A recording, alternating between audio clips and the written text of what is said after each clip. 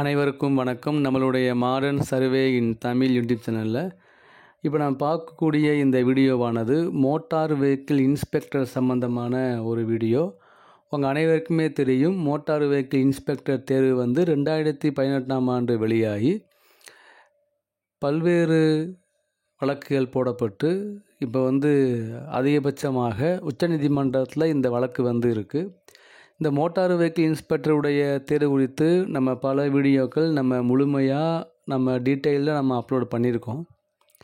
இந்த வழக்கு 2018ஆம் ஆண்டு வெளியானனால ஒரு 7 வருடங்களாக இந்த வழக்கு இந்த வழக்கு முடியாமல் போஸ்டிங் ஃபில்லப் பண்ணாமல் போகிறனால இந்த எக்ஸாமுக்கு அப்ளை பண்ண சில பேர் பார்த்திங்கன்னா குவாலிஃபை ஆனவங்க, அதாவது தேர்வு முடிவுகளில் தேர்ச்சி பெற்று வெயிட் பண்ணவங்களில் 2 பேர் இறந்தே போயிட்டாங்க.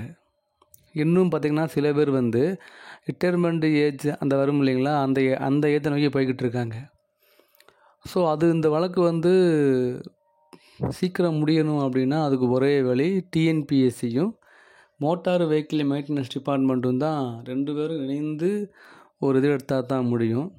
நம்ம சென்னை ஹைகோர்ட் டிஎன்பிஎஸ்சிக்கு இதுக்குன்னு ஒரு ஆஃபீஸரை அப்பாயின்மெண்ட் பண்ணி அவங்க மூலமாக இந்த வழக்கை விரைந்து முடிக்கணும் அப்படின்னு சொன்னாங்க. ஆனால் அந்த ஆஃபீஸரை அப்பாயின்மெண்ட் பண்ணி அவங்க என்ன ஸ்டெப் எடுத்தாங்க ஒன்றுமே தெரியல நமக்கு.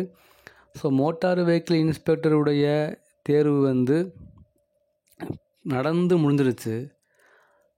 இன்டர்வியூ கூப்பிட்டாங்க, ஆனால் இன்டர்வியூ நடக்கலை, கேன்சல் ஆகிடுச்சு. ஸோ அது சம்மந்தமாக வழக்கு போடப்பட்டு அந்த வழக்கு போட்டதுக்கான காரணங்களை இந்த தேர்வு எழுதினவங்களும் கன்சர்ன் டிபார்ட்மெண்ட்டும் என்ன சொன்னாங்க அப்படிங்கிறத நியூஸ் பேப்பரில் வெளிவந்த ஆர்டிக்கல் நம்ம வீடியோவை அப்லோட் பண்ணியிருக்கோம். மோட்டார் வெஹிக்கிள் இன்ஸ்பெக்டருடைய வழக்கு சுப்ரீம் கோர்ட்டில் ஹியரிங்க்கு வருது, ஆனால் ரீச் ஆகவே மாட்டேது, இப்படியே போயிட்டே இருக்குது. மோட்டார் வெஹிக்கிள் இன்ஸ்பெக்டர் எக்ஸாம் எவ்வளவு சீக்கிரம் முடியுங்கிறது அந்த தேர்வு எழுதாங்க இல்லையா, அவங்க டிஎன்பிஎஸ்சியவோ இல்லை கன்சர்ன் டிபார்ட்மெண்ட்டை அப்ரோச் பண்ணாலும் டிஎன்பிஎஸ்சி அப்ரோச் பண்ணால் அந்த டிபார்ட்மெண்ட்டில் தான் மூவ் பண்ணணும் அப்படின்னு சொல்கிறாங்க. டிபார்ட்மெண்ட்டில் போய் மூவ் பண்ணால் டிஎன்பிஎஸ்சி தான் அப்ரோச் பண்ணணுங்கிறாங்க. அப்போ இந்த எக்ஸாம் எழுதின ஒரு கேண்டிடேட் என்ன செய்வார் பாவம், ஒரு காமன் மேன அவங்களால என்ன செய்ய முடியும்? ஸோ எதுவாக இருந்தாலும் பரவாயில்ல, எல்லா இதுக்கும் ஒரு தீர்வு இருக்கும் இல்லையா, அந்த தீர்வை ஃபாலோ பண்ணி இதை முடிக்கணும். வழக்கு போடலாம், தீர்ப்பு வர தாமதமாகலாம், ஆனால் 7 வருஷம் 8 வருஷம் தாமதமாச்சுன்னா அது தாமதமாகிற நீதியும் ஒரு அநீதி தானே. இப்போ இது எவ்வளோ தள்ளிட்டு போகும்? இந்த எக்ஸாம் எழுதி போஸ்டிங் போயிடுவோம் அப்படின்னு ரொம்ப பேர் வெயிட் பண்ணியிருப்பாங்க இல்லையா. கமெண்ட்லேயே ஒருத்தர் கேட்டே இருக்கார், சார் என்ன அப்டேட்டுன்னு. நம்ம என்ன அப்டேட் சொல்கிறது? என்ன அப்டேட்டு இப்போ சொல்ல போகிறோம் அப்படின்னா, இந்த வழக்கினுடைய ஹியரிங் 29/4 வரப்போகுது. அதுதான் ஹியரிங், அதுதான் இது அப்டேட்டு. அடுத்த மாதம் கோர்ட் லீவாக இருக்குது, ஸோ அதில் வராது. ஸோ 29 வந்தால் தான் ஆச்சு. 29 இருக்குதுன்னு இவங்க போடுறாங்க, லிஸ்ட்டில் போடுறாங்க.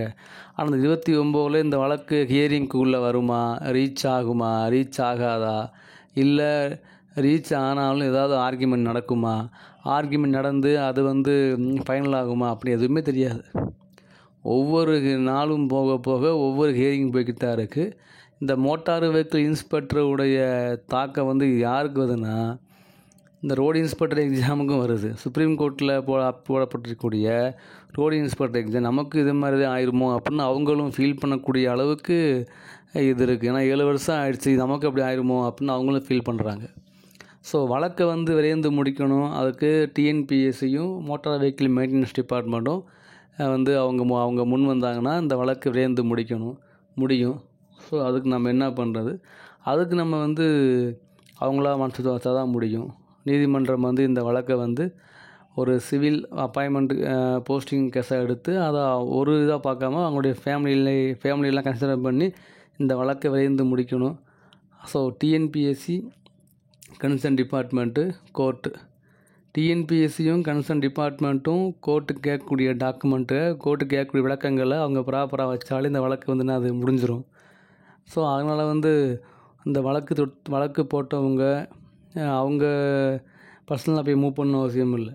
நீதிமன்றம் கேட்கக்கூடிய ஒவ்வொரு கேள்விகளுக்கும் அவங்க 2 பேரும் டிஎன்பிசியும் இந்த டிபார்ட்மெண்ட்டும் ப்ராப்பராக ரிப்ளை பண்ணாலே தான் வழக்கு இன்றைக்கே முடிஞ்சிருக்கும். அது ஏன் தாமதமாகுது, ஏன் தள்ளி போகுது அப்படின்னு தெரியல. சரி, நம்ம வெயிட் பண்ணி பார்ப்போம். ஸோ எந்த அப்டேட்னாலும் நம்ம ப்ராப்பராக அப்லோட் பண்ணுவோம். ஸோ 29 ஹியரிங்னு போட்டிருக்காங்க. 29 ஹியரிங் வர வச்சு நம்ம ப்ராப்பராக இன்ஃபார்ம் பண்ணலாம். தேங்க்யூ.